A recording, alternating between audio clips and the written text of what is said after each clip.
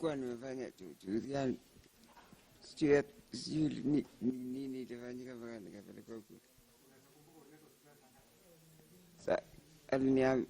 Niliambiwa saa 12:30. Saa 1.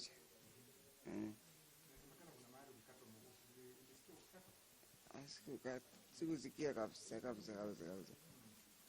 Haiko kubwa kabisa. Ni uchungu hapo. Naitwa Dennis Langat, natoka Buret, Cheplanget Fort. Jana tulileta mgonjwa hapa.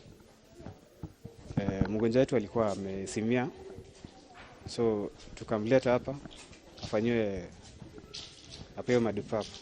So venye tulifika madaktari tulifika kwa casualty. Venye tulifika madaktari wakakuja wakaangalia mgonjwa wetu kwa gari. Alafu they pronounced the death of our patient.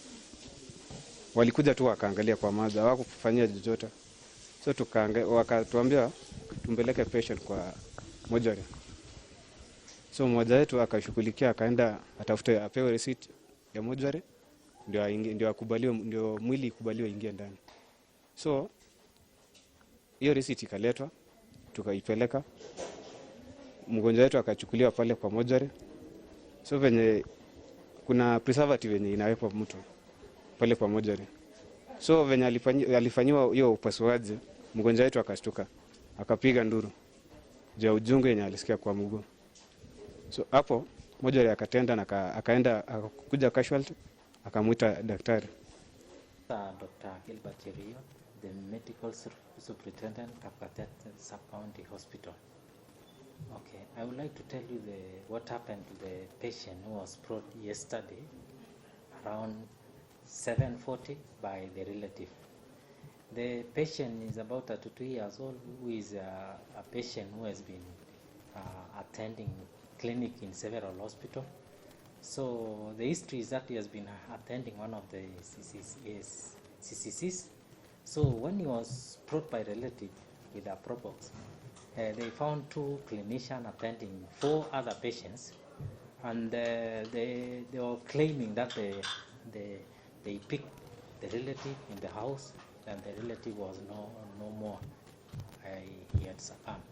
So the clinician told them to wait so that they can see and whether they are going to certify or resuscitate.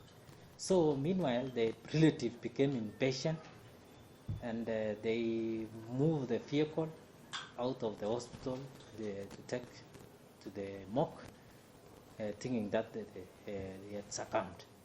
Reaching the mortuary, they found a mortuary attendant, whereby the mortuary attendant confirmed that it was not actually a body, but the guy was still alive. So the mortuary attendant called the clinician, and they started the resuscitation from casualty, and from mortuary to the casualty, and also they continued the resuscitation for about 2 to 3 hours.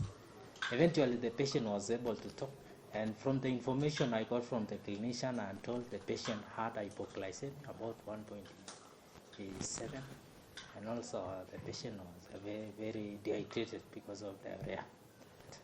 And at the moment, the patient is doing well, is in the part of recovery.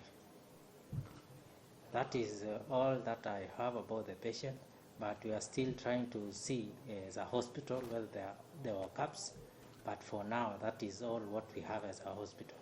Not the doctors, yes, not our clinician who declared the patient dead. It is only the relative who didn't understand the protocol, that before you take a patient to somebody to mortuary, it has to be confirmed by the clinicians.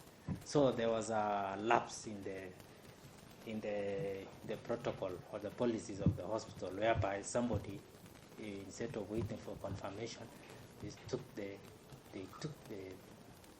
patients or body in quotes to the mortuary without confirmation.